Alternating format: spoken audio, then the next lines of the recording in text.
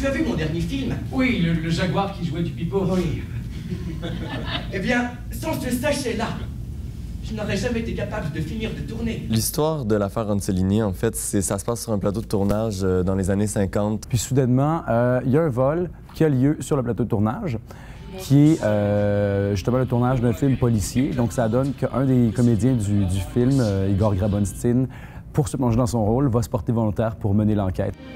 On m'a dérobé mon précieux sachet! Votre sachet, mais qui aurait bien pu vous dérober votre précieux sachet? L'intrigue de la pièce repose sur le fait qu'il veut absolument réussir à accomplir son travail comme il faut, à interpréter un détective de la meilleure façon possible.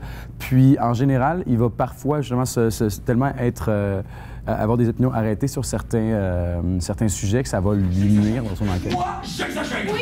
Mais c'est un héros! Que voulez-vous de plus?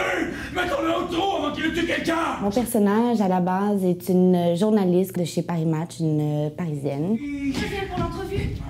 Je vous ai téléphoné la semaine dernière. Au moment où M. Ronsolini, le réalisateur, se fait voler son sachet, elle est présente et propose au comédien Grabonstein de faire l'enquête avec lui. Donc, elle devient son assistante et le suit tout au long des péripéties. Je suis pas faite pour être l'assistante de grand détective. Quand j'ai lu le texte la première fois, j'étais agréablement surprise. Et je trouvais que le texte était très bien développé parce que ça reste une enquête, ça reste un thriller, même si c'est une comédie, avec plein de revirements de situation, plein de suspects, plein de personnages. Je me suis inspiré beaucoup de l'ambiance, un mi-chemin entre Scooby-Doo et Agatha Christie.